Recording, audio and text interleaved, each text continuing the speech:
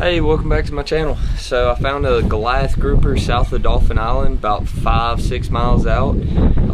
I was on a fishing charter with Jackson and Christian. Yeah, we were sitting there doing some fishing, catching some snapper. I decided to jump in the water, and this guy surprised me. I didn't expect to see him. It's pretty cool. Y'all check it out. I'm gonna kind of float down, and there's some snappers. So there's a big school of red snapper down there on my previous dives. I did about 6 free dives before he came out, and this time when I went down, all the snapper were just gone, and I was like, this ain't good. I need Jake and Christian to be catching some snapper in the boat, you know. I saw a couple cobia on one of the previous dives, and this time when I went down, all of a sudden all the fish just spooked under the rig, and I was thinking, I don't know, maybe Christian like threw a big fish back in the water, and when it splashed it spooked them.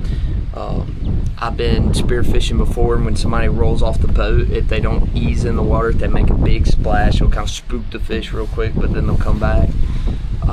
But no, turns out there's a fish big enough down there to eat anything else that was down there. I mean, the video doesn't really do it justice. If you watch it on a computer, you can kind of see, but I mean, this thing is easily 500 pounds. It was cool. You know, that was, I think this is the second one I've ever actually seen in person. The first one I saw was half of this size. So I was blown away. I've heard about them. I've seen them on social media before, but never seen them anywhere close to Dauphin Island, so that's pretty cool. I guess the population's getting a little bit bigger, and I'm betting they're pretty territorial fish the way he came swimming at me, being like, "Who are you?"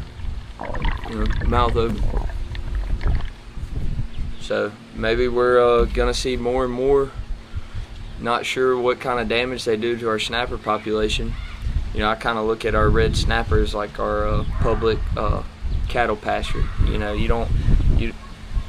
you want to take care of the small ones that you catch. If they're still alive, you want to let them go. Don't feed them to the dolphins. That's like feeding calves to coyotes, because once they get bigger, you know, it's a nice harvestable source of food, and it's awesome that we have a abundance of them out in the Gulf of America, South Alabama.